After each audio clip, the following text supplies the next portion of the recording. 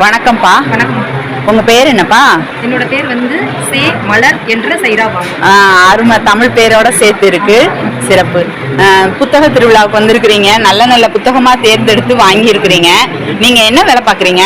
நான் வந்து தமிழ்நாடு அரசு குரூப் 2 அதாவது தொகுதி 2ல தேர்வாகி 2A அசிஸ்டண்டா ஹைவேஸ் டிபார்ட்மெண்ட் நெடுஞ்சாலைத்துறையில வேலை பார்க்கிறேன். சிறப்பு. நீங்க முதவே படிச்சிட்டீங்களா இல்ல திருமணத்துக்கு அப்புறம் படிச்சீங்களா? இல்ல, நான் கல்வி தகுதி வந்து 12ஆம் வகுப்பு தான். 12ஆம் வகுப்பு ஃபெயில், தோல்வி அடைஞ்சிட்டேன். அதுக்கப்புறம் கொஞ்ச நாள் கழிச்சு மேரேஜ் ஆயிருச்சு.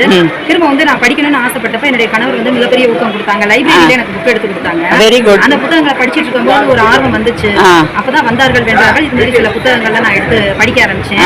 படிக்கும்போது டிஎன்பிஎஸ்சி தேர்வுகளுக்கு வந்து இது மாதிரி அறிவிப்புகள் வந்துகிட்டே இருந்துச்சு.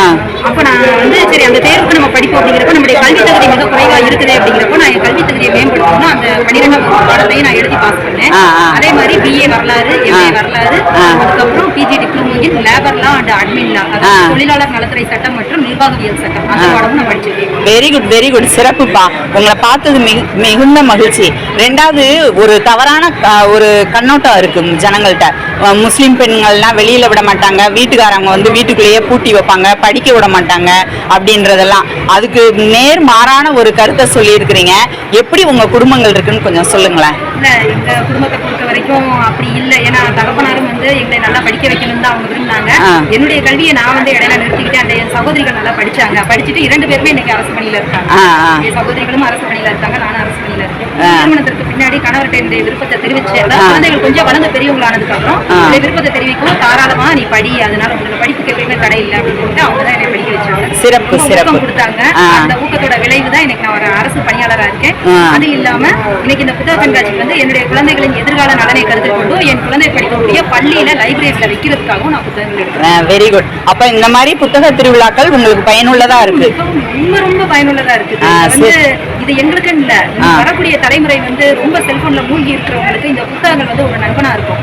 வாசிப்பை வந்து நேசிக்கணும், அதுதான் ரொம்ப முக்கியம்.